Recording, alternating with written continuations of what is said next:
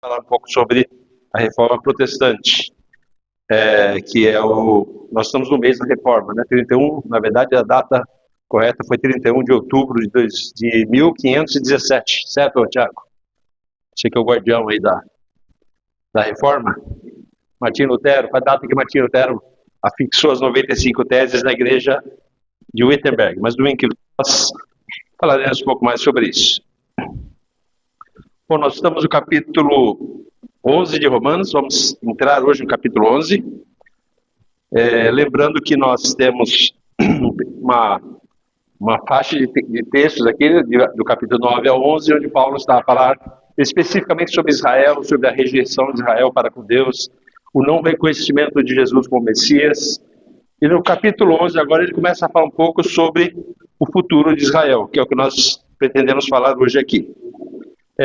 Só repassando alguma coisa que vimos na última mensagem, nós percebemos que a palavra de Deus, desde os tempos do Antigo Testamento, foi amplamente divulgada, ou seja, os povos que não eram de Israel sabiam que existia um Deus, e sabiam que existia um Deus que fez maravilhas, que abriu o mar, que fez sinais lá com o faraó no Egito, e eles ouviram falar sobre Deus. E os judeus, por sua vez, além de eles presenciarem essas maravilhas de Deus, eles também receberam a lei de Deus através de Moisés, e eles tiveram os profetas que ficaram lembrando que viria um Messias, inclusive o profeta Isaías, que nós citamos bastante aqui nas últimas mensagens. Nós vimos também na última mensagem que a igreja recebeu do próprio Senhor Jesus a missão de anunciar o Evangelho. Hoje, a nossa aula de escola dominical, e vai continuar domingo que vem, fala sobre evangelismo, né, sobre evangelização. Esta é a missão da igreja. Ainda que as pessoas rejeitem a palavra de Deus, a mensagem deve continuar a ser pregada. Por quê? Porque, nós vimos no capítulo 10 e 17, a fé vem pelo ouvir e ouvir da palavra de Deus. As pessoas só vão reconhecer de fato o verdadeiro evangelho ao ouvirem da palavra de Deus. A fé salvadora, ela nasce no coração do pecador mediante a palavra, mediante a ação do Espírito Santo de Deus. Portanto, para nós, crentes, não há outro meio autorizado pelo qual devamos pregar o evangelho que não seja a própria palavra de Deus. Bom, no capítulo 11, então, ele vai começar a falar um pouco sobre o futuro de Israel.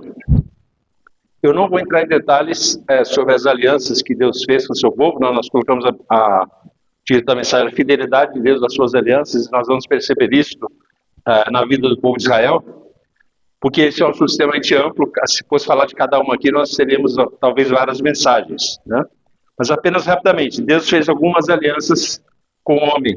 Ele revelou-se primeiramente a Adão, o primeiro homem que foi feito. Ele tinha obrigação de cuidar da terra em obediência a Deus. Isso é conhecido teologicamente como sendo o pacto de obras. Então Deus fez um pacto ali com Adão. Depois ele fez um pacto com Noé, antes do dilúvio, para a preservação da raça humana. Lembra que Deus queria destruir toda a raça humana, mas ele preservou. Preservou por quê? Porque ele tinha prometido lá no Éden que o filho da mulher esmagaria a cabeça da serpente. Então ele precisaria preservar a semente da raça humana, para que dessa linhagem viesse nascer o Cristo. Então Deus fez essa aliança com Noé. Depois fez com Abraão. Abraão foi para a formação de uma nação, que seria um povo dele, e que essa nação seria bênção para outras nações. Então essa foi a aliança que é conhecida como aliança abrâmica.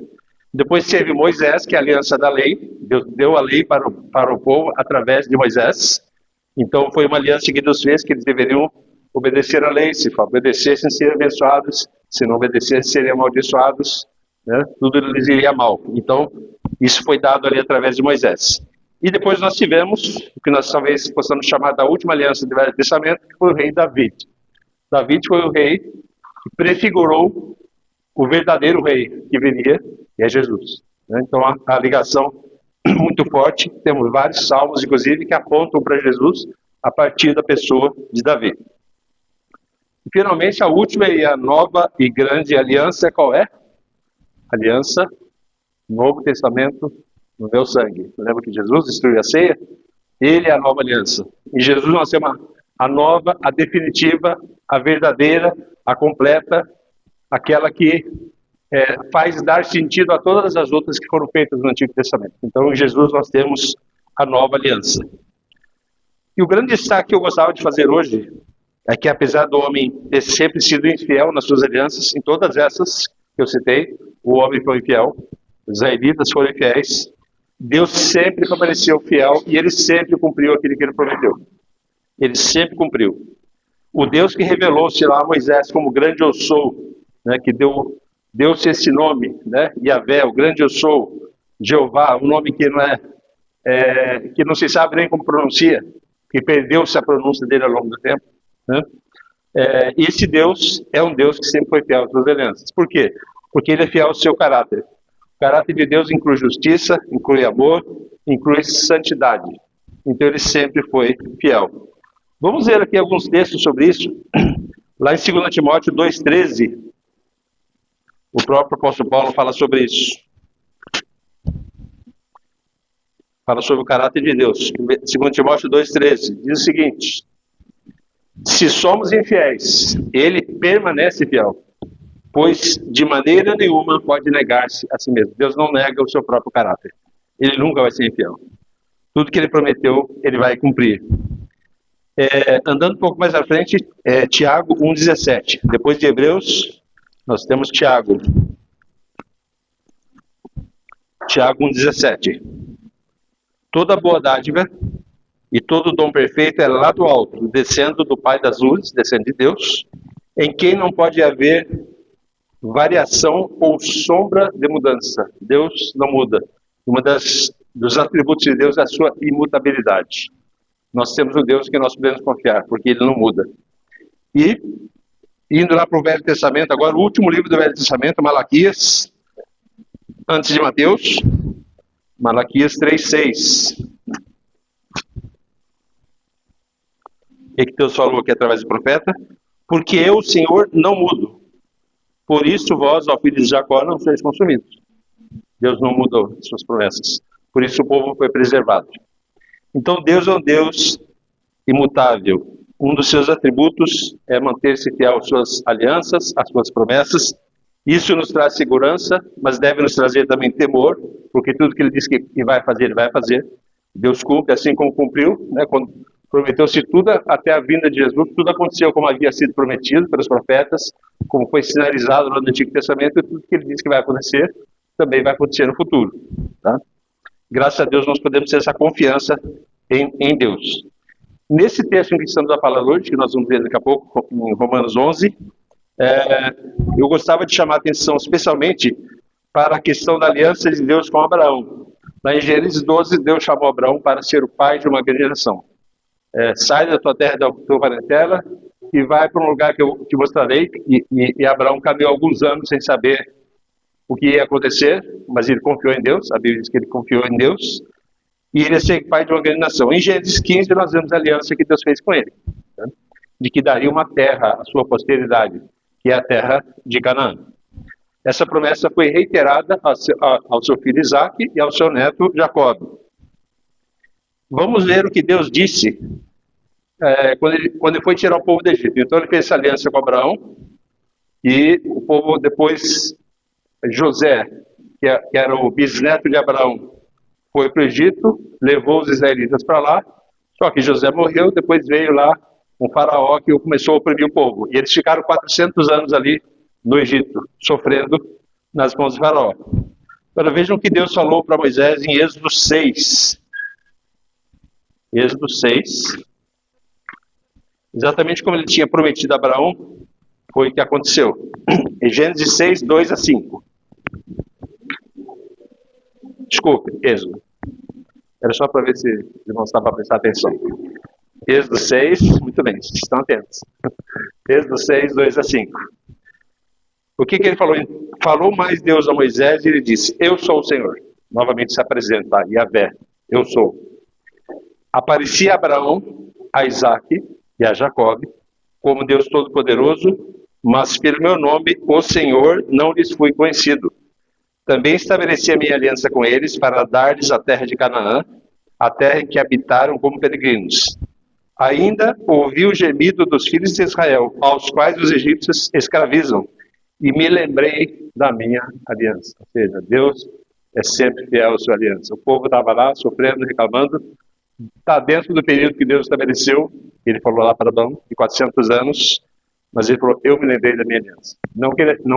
Que Deus fosse esquecido, mas é uma forma de nós entendermos que Deus falou, agora é a hora de executar o que eu prometi para aquele povo. Versículo 6, portanto, diz aos filhos de Israel, eu sou o Senhor, eu vos tirarei de debaixo das cargas do Egito, vos livrarei da sua servidão, e vos resgatarei com o braço estendido e com grandes manifestações de julgamento.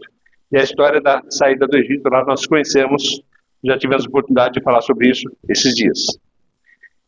Então, como nós falamos na última mensagem, a descrença de Israel, a rejeição de Israel, ela não é a última palavra para aquele povo, dentro dos propósitos de Deus. Porque Deus tem um propósito. Deus fez uma aliança com esse povo. Apesar de toda a rejeição, apesar de toda a incredulidade deles, apesar de eles afrontarem Deus de várias maneiras, Deus manteve-se fiel à sua promessa. Só que agora, com a vinda de Jesus, o entendimento que nós temos sobre isso é muito maior. E é o que o apóstolo Paulo está nos mostrando aqui agora na carta aos Romanos. Dentro da nova aliança, nós podemos entender o cumprimento dessa aliança que ele fez com Abraão numa outra perspectiva, sob a perspectiva do Evangelho. O nosso entendimento e a percepção hoje, eles são iluminados por aquilo que se chama graça de Deus. Nós vamos falar sobre isso. A graça de Deus para com o seu povo. Isso dá luzes, dá entendimento a toda essa questão que nós vamos falar sobre Israel. Então, tendo feito esse rápido pano de fundo aí sobre a questão de aliança, né? E falando sobre o povo de Israel, vamos à leitura do texto de hoje, Romanos 11, de 1 a 10.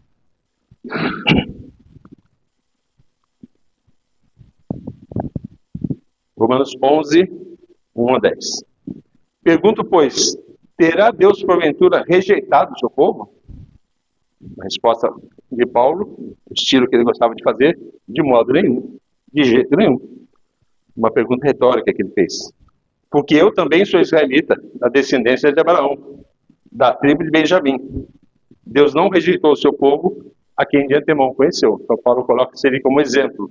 Eu também sou judeu, eu faço parte desse povo. Eu podia ter rejeitado, mas eu fui alcançado por ele, pela graça. Ou não sabeis o que a Escritura refere a respeito de Elias, profeta Elias, como insta perante Deus contra Israel, dizendo, Senhor, mataram os seus profetas, arrasaram os teus altares, e só fiquei, e procuram tirar minha vida. Que ele disse, porém, a resposta divina, reservei para mim 7.000 homens, que não dobraram os joelhos diante de Baal. Assim, pois, também agora, no tempo de hoje, sobrevive um remanescente, segundo a eleição da graça. E se é pela graça, já não é pelas obras. Do contrário, a graça já não é graça. Que diremos, pois? O que Israel busca, isso não conseguiu, mas a eleição o alcançou, e os mais foram endurecidos.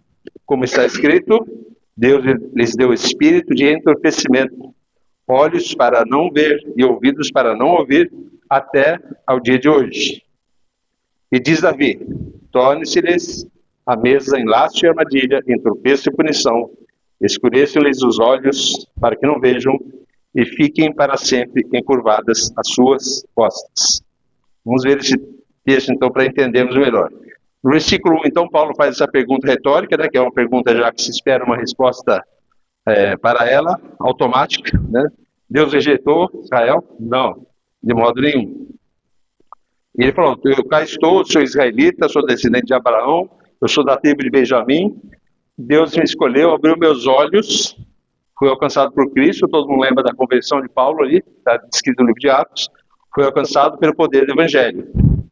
E pelo contexto que eu apresentei para os irmãos no início, nós entendemos com clareza que Deus não iria rejeitar o seu povo. Nós acabamos de falar que Deus sempre foi fiel às promessas, Deus chamou um povo, Deus escolheu um povo. Mesmo esse povo sendo rebelde, Deus falou assim, eu não vou abandonar meu povo. Então fica claro que Deus não abandonaria o seu povo. E ele fez uma aliança com esse povo, dispensou o favor desse povo. Mas como será isso então? Como que Israel então vai voltar-se para o Senhor? O versículo 2 e 4, ele usa aqui o exemplo do profeta Elias. Ele começa dizendo que Deus não rejeitou o seu povo, a quem de antemão conheceu. E dá o exemplo aqui que aconteceu na vida do profeta Elias. Seria impossível ao Deus que é fiel às suas promessas simplesmente descartar o seu povo. Então tem algumas coisas que Deus não é capaz de fazer. Uma das coisas que ele não é capaz de fazer, primeiramente, é pecar. Segunda, ele não é infiel às suas promessas, ao seu caráter. Deus não contradiz a si mesmo. Então, é uma das características do nosso Deus. Seria impossível, então, ele simplesmente descartar aquele povo. Não, o pessoal foi muito rebelde, vamos acabar com tudo aqui. Não. Deus mantém-se fiel às suas promessas. E nesses 3 versos, Paulo lembra o que aconteceu na época lá do profeta Elias. Vamos relembrar rapidamente esse episódio. Elias havia acabado de enfrentar 450 profetas de um deus pagão chamado Baal. Eles fizeram uma aposta com ele e falaram, vamos ver se o seu Deus é de verdade. Né? Ele estava sozinho, tinha 450 profetas. Aí fizeram um altar, um holocausto, encheram de água em volta. Né? E, os irmãos lembram da história, Elias orou, desceu fogo do céu, consumiu tudo, inclusive a água. Né? Lambeu a água ali e secou tudo. Eles ficaram apavorados, os israelitas se encheram de coragem, partiram para cima dos profetas e mataram os profetas. Os 450 profetas de Baal. Por causa disso, Elias começou a ser perseguido. Falaram, vou matar esse tal de Elias aí. Né? E ele correu, fugiu, ficou escondido num lugar, entrou em depressão. Né? Nós já temos a história sobre isso que a gente pode falar, uma história à parte, mas ficou lá deprimido, reclamando. Né? E vamos ver rapidamente 2 versículos daquele texto, para ver o que Deus falou com ele. 1 Reis, capítulo 19. 1 Reis 19. Vamos ver o versículo 14. Versículo 14, então, nós temos aqui a lamúria de Elias para Deus. Deus questionou e ele falou assim, tem sido em extremo zeloso pelo Senhor Deus dos exércitos, porque os filhos de Israel deixaram a tua aliança. Então ele reclamou, o teu povo te abandonou, eu fiquei sozinho.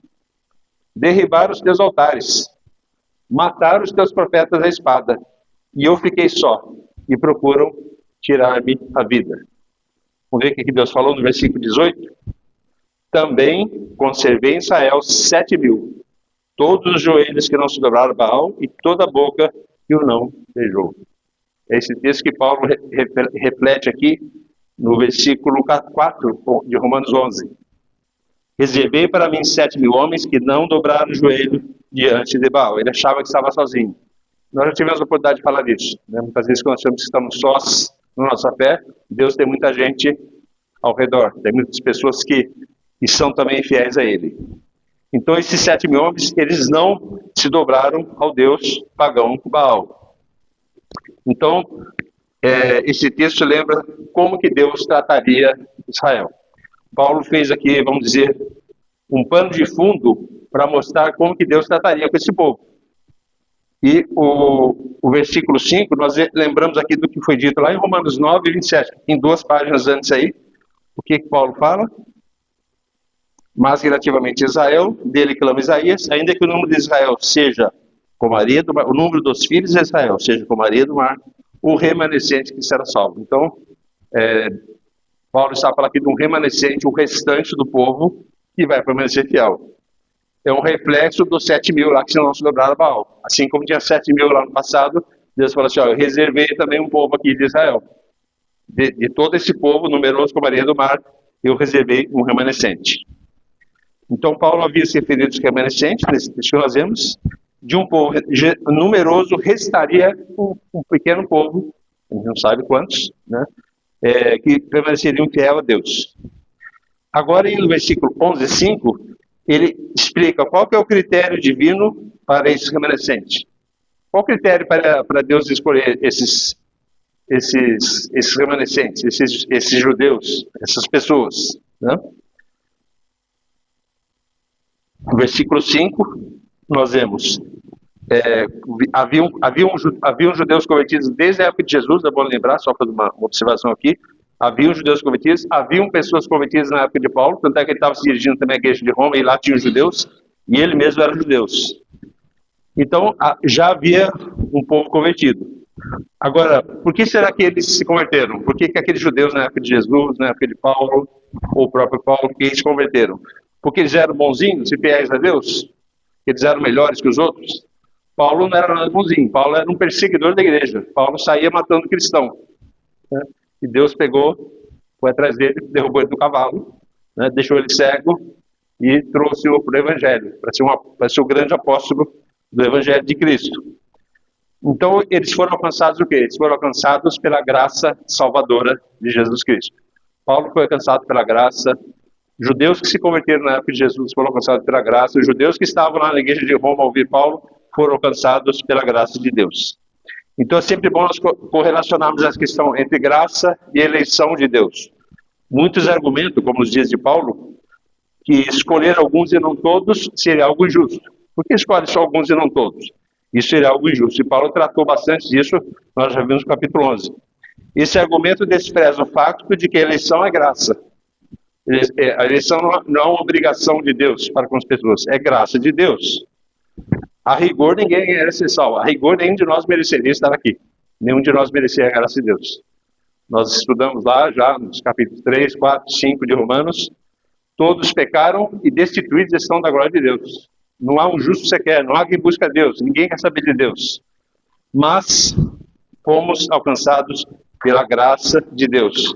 Nesse sentido, nós devemos crer na justiça, na soberania de Deus, sabendo que a salvação é por graça, não é por nenhum mérito nosso. Vamos ver, para reforçar esse conceito, Efésios 2, 4 a 9. Efésios 2, 4 a 9, um texto bastante conhecido, já citamos aqui algumas vezes, mas é bom lembrar. Mas Deus, sendo rico em misericórdia, por causa do grande amor com que nos amou, estando nós mortos em nossos delitos, nos deu vida juntamente com Cristo. O nosso estado era de mortos espirituais. Como eu falei já numa outra mensagem, eu gosto de falar, nós éramos uns zumbis espirituais, eram mortos-vivos andando por aí sem Deus, mas fomos vivificados por Cristo, né? Pela graça sois salvos.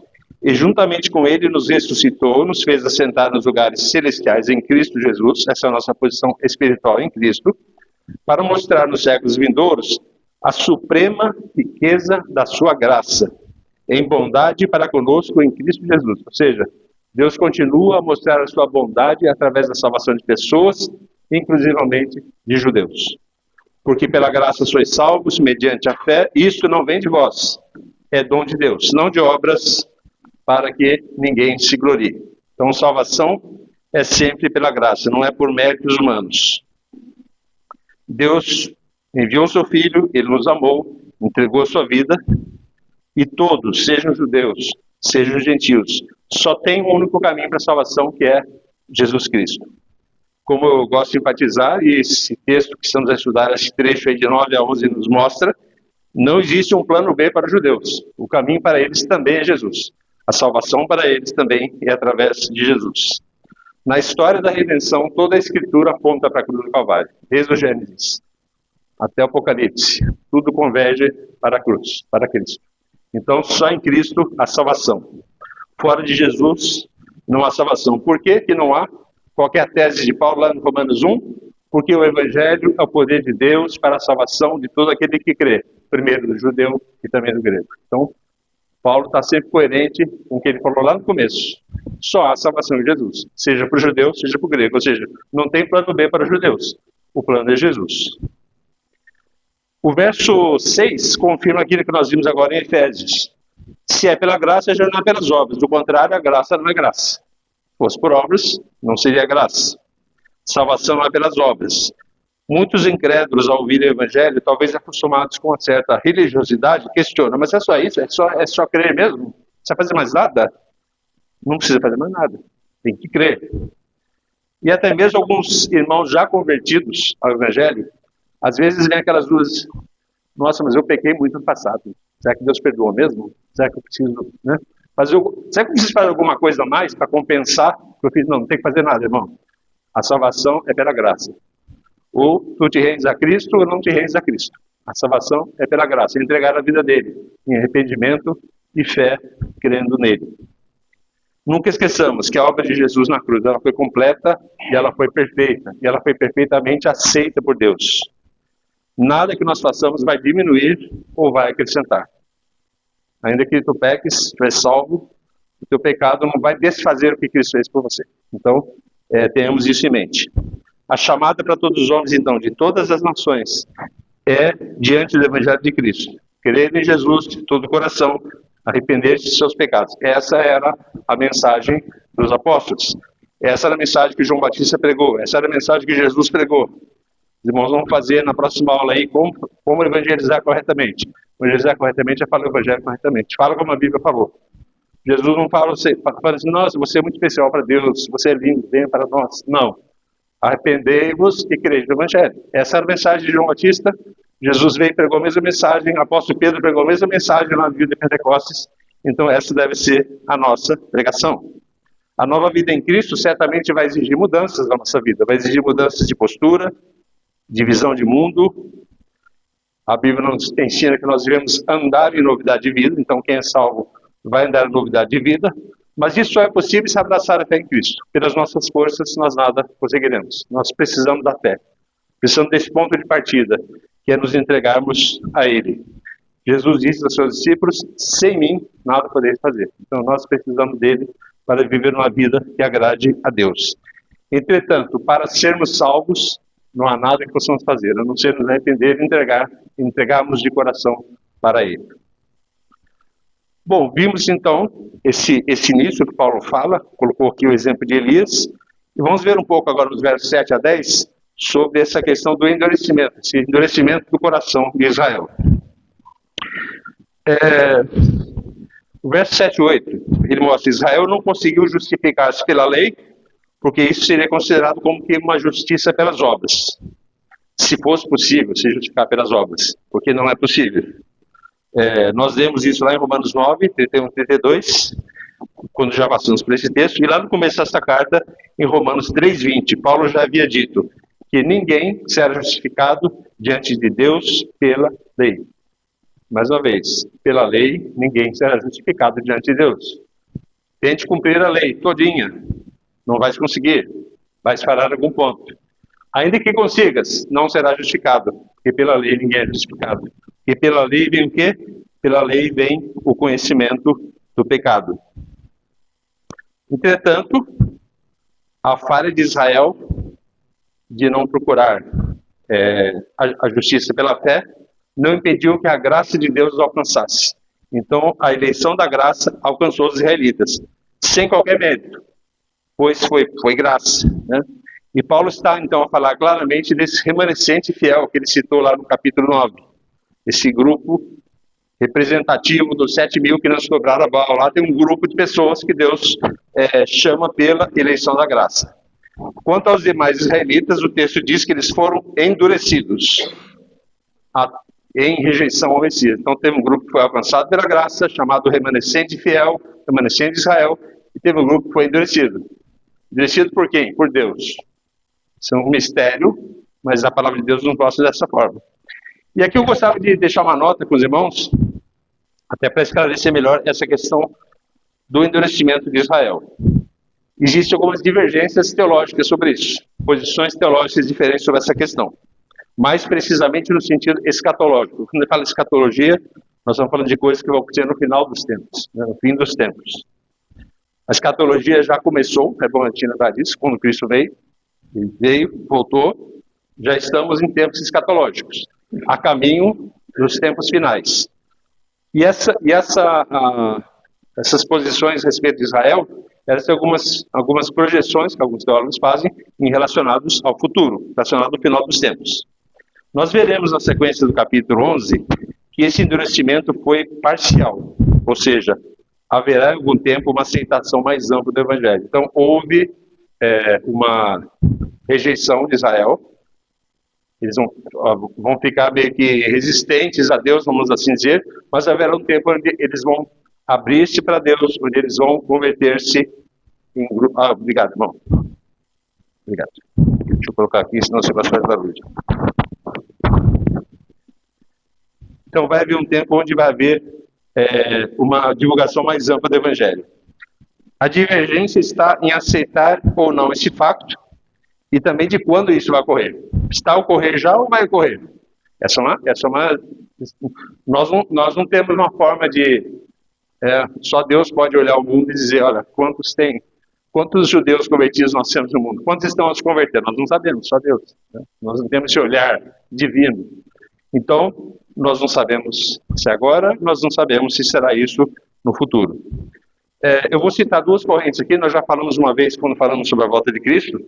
Uma das são os amilenistas. Os amilenistas acreditam que aquele milênio que é falado no livro de Apocalipse, quando o diabo vai ser preso por 1000 anos, entendem que aquilo é um número figurativo, que são 1000 anos figurativos que o milênio já está a ocorrer. Né? O milênio já está a ocorrer, e o argumento é que o diabo não consegue segurar o progresso da igreja. Né? E esses amilenistas também creem que tem um período de tribulação, mas que já está a ocorrer na história. Cristãos são perseguidos, e é fato, nós temos hoje cristãos perseguidos, cristãos que são mortos, né? Oramos por eles aqui todas as quartas-feiras. E o evangelho já tem sido pregado para várias pessoas, inclusivamente para os judeus. E tem judeus se converter. E é fato que tem judeus se converter. Nós sabemos disso. Né? Eu conheci uma igreja de São Paulo, Igreja Batista da Liberdade, no centro de São Paulo, que dentro da igreja tem uma sinagoga judaica. Para judeus, eles não falam convertidos, falam judeus messiânicos. São aqueles que reconhecem o Messias, que reconhecem Jesus. Então eles participavam da igreja, mas eles faziam alguns cultos, algumas coisas próprias deles lá dentro da sinagoga, que funcionavam no prédio da igreja. Né? Eram chamados judeus messiânicos. Então nós temos, de fato, pessoas que se converteram. Existe uma outra corrente de linha escatológica. Eu quando eu falei sobre isso para os irmãos, essas correntes elas não se fecham, né? Tem alguns pontos de convergência e outros não. Eles creem nesse milênio, esses 1000 anos vai ser um período literal, vão ser exatamente 1000 anos, e vai ser aqui na Terra, e Cristo vai vir até a Terra reinar, então vai ser um tempo literal, um tempo reconhecido. E eles falam também que vai haver um período intenso de tribulação, que é a grande tribulação a qual Jesus se refere lá no seu sermão profético, Mateus 24. Aí entra outra divergência, alguns acham que a igreja não vai passar pela tribulação, outros acham que a igreja vai passar até um certo ponto e depois vai ser arrebatada. Então são posições diferentes. Nessa posição pré-milenista, a ideia é que no período da grande tribulação vai haver uma conversão em massa de judeus. Vão ter judeus pregando, judeus messiânicos, e muitas pessoas vão se converter. Então existe essa divergência. Né? Já está ocorrendo ou vai ocorrer no futuro uma grande conversão em massa? A Bíblia fala sobre um remanescente de Israel. Né? Então nós não sabemos exatamente, e Paulo fala que há um endurecimento, esse endurecimento existe ainda por parte de alguns, não vai haver, pelo que entendemos na Bíblia, uma conversão nacional, tipo a nação inteira de Israel vai se converter, não. Algumas pessoas, por isso que fala-se de remanescente. Né? A parte dessas correntes aqui, eu prefiro ficar com a essência do que está no texto bíblico. Ou seja, o que a Bíblia nos fala com garantia aqui? Primeiro, o endurecimento de Israel, provocado por Deus na história, para aguardar a entrada dos gentios, é um fato real. Já falamos sobre isso, e na continuidade do capítulo 11, Paulo vai falar. Deus endureceu propositalmente os judeus para que viessem os gentios, ou seja, como diz Paulo, a plenitude dos gentios, para que nós pudéssemos entrar, né, na nova aliança da graça de Deus. Então, isso é um fato. Segundo, Deus preservou um remanescente fiel, mesmo com Israel predominantemente endurecido para o Evangelho. Aí ele chamou esse remanescente, como já dissemos, desde a época de Jesus, com vários judeus a se converterem. Isso é um fato também. A Bíblia informa que haverá uma fase de conversão mais ampla, e apesar de eu ser tendencioso a essa posição mais pré-milenista, eu acredito, nesse ponto, eu estou sendo mais amilenista, e acreditando que Deus já está a fazer, que Deus já está a converter pessoas.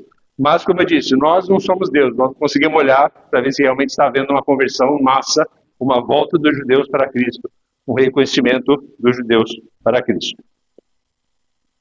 O que me leva aqui a estar dessa forma é que o mistério da entrada dos gentios na família de Deus já foi desvendado. Paulo vai citar isso como um mistério, ali no capítulo 11, versículo 25.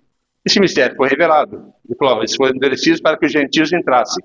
Lá em Efésios ele fala claramente, Deus tirou a barreira de separação que existia entre judeus e gentios. Então, essa é uma questão clara também na palavra de Deus. Isso significa que os judeus já amplamente têm entrado na fé em Cristo. Pessoas, como eu falei, judeus têm se convertido. Como Cristo é o único caminho, seja para os judeus, seja para os gentios, a porta da salvação está aberta para todos, exclusivamente para os judeus. Então, no meu entender, nós não temos que esperar um novo evento cósmico para que os judeus se convertam, porque eles já estão se convertendo. Isso já está ocorrendo, Cristo já veio, Cristo é anunciado, pessoas ouvem o Evangelho. Eu só faço uma ressalva, porque conforme esses que acreditam que possa haver uma correção em massa no futuro, uma ressalva de que só Deus sabe com certeza. Pode realmente acontecer? Pode. Pode haver, dentro da fidelidade de Deus, na sua aliança com o seu povo, ele vai abrir os olhos de muitos judeus, muitos israelitas, num tempo que ele mesmo determinou. Então, existem essas possibilidades. Agora, o que é inquestionável diante do texto bíblico, isso que eu quero que os irmãos guardem, o caminho para a salvação deles, ainda que seja num tempo acima, mais para frente, o caminho da salvação deles vai ser o mesmo. Eu sou o caminho, a verdade e a vida. Ninguém vê ao Pai senão por mim. O Evangelho é o poder de Deus para a salvação de todo aquele que quer, primeiro do judeu e também do grego. Ou seja, justiça pela fé em Cristo, salvação só através dele. Então não existe plano B, o plano é Cristo. Bom, agora vamos para os últimos dois versículos, que é o 9 e 10. O apóstolo Paulo faz aqui uma citação das palavras de Davi, lá no Salmo 69. Vamos lá no Salmo 69. Eu gosto de olhar lá no original, porque às vezes tem algumas nuances. Eu já aprendi com o apóstolo Paulo, às vezes ele faz uma paráfrase do texto, ele cita e faz uma paráfrase, ou ele dá uma interpretada. Como ele entendia hebraico melhor que eu não entendo nada, provavelmente ele tinha mais autoridade para fazer umas mexidas no texto, né? Então ele fez isso algumas vezes. Se nós compararmos o que está no Velho Testamento e no Novo, às vezes tem alguma diferença. Mas eu gosto sempre de olhar lá no Antigo Testamento. Então, Salmo 69, 22 a 23. Sua mesa torna-se-lhes diante deles em laço, a prosperidade em armadilha. Obscureçam-se os olhos, para que não vejam, e fazem que sempre lhes vacile o dorso.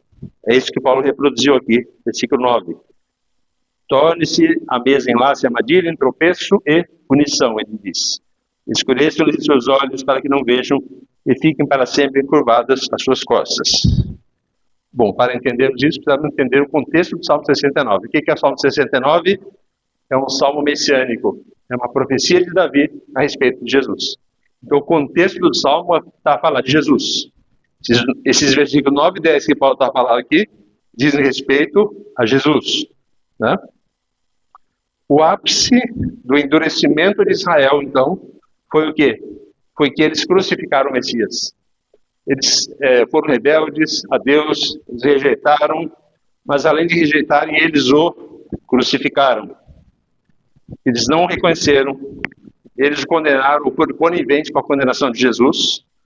A crucificação, a gente sabe, foi feita pelos romanos, que eram extremamente cruéis, com pleno consentimento dos judeus.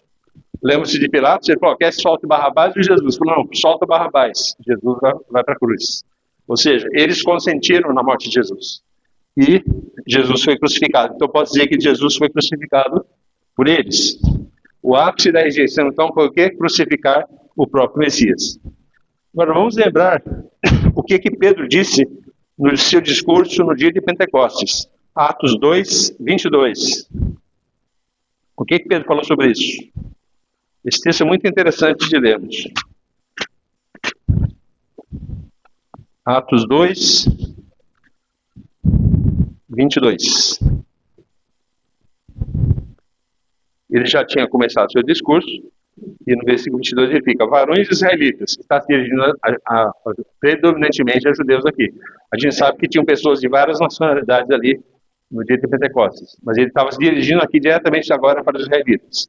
Atender essas palavras, Jesus o Nazareno, varão aprovado por Deus diante de vós com milagres e prodígios e sinais, os quais o próprio Deus realizou por intermédio dele entre vós, como vós mesmos sabeis, sendo este entregue pelo determinado desígnio e presciência de Deus, vós o matastes, crucificando-o por meio da mão de iníquos, ao qual, porém, Deus ressuscitou, rompendo os grilhões da morte, porquanto não era possível fosse ele retido por ela. Então, o texto acusa os ouvintes daquela mensagem, predominantemente israelitas, de terem crucificado Jesus, mas, por outro lado, o texto fala também que foi determinado o desígnio e presciência de Deus. Olha só. Eles crucificaram, mas aquilo já estava dentro dos decretos de Deus. E é mais um texto onde nós podemos ver com clareza essa tensão entre a soberania de Deus, um Deus que tem seus planos e ele vai cumprir seus planos, e como vimos, ele cumpre suas promessas, suas alianças, mas o homem é responsável pelos seus atos. Aqueles que crucificaram Jesus também foram responsáveis. Aqueles que disseram para ele, não, vai, solta o Barrabás e prende Jesus, foram também responsáveis. Então existe essa tensão que na verdade na Bíblia não existe esse antagonismo, né? É um pouco na nossa cabeça, mas não é um antagonismo. As duas coisas são verdadeiras. Deus é soberano e nós somos responsáveis. Os que crucificaram o Messias são responsáveis por isso. Entretanto, os propósitos eternos e imutáveis de Deus foram cumpridos. E graças a Deus que foram. Porque por causa de Jesus, a salvação chegou a todos os povos, não somente aos judeus. Mas aqui nós vemos mais uma vez a beleza da graça e do Evangelho de Jesus. A morte de Jesus representou salvação para todos os povos, judeus e gentios. Por causa disso chegou até nós. A salvação chegou até nós por causa da pregação, pela conversão de gentios. E, inclusivamente, a salvação chegou para alguns que estavam ali na cena da crucificação. Pessoas que estavam lá vendo Jesus, estavam ao pé da cruz, vendo Jesus ser crucificado. Lembra-se do centurião romano, que estava ao pé da cruz? Ele era um gentil, né, um representante ali dos não-judeus, vamos assim dizer. Assim que Jesus bradou, entregando seu espírito a Deus, o texto diz que ele deu glória a Deus e disse, verdadeiramente, esse homem era filho de Deus. Ou seja, houve conversão ali ao pé do Calvário. Né?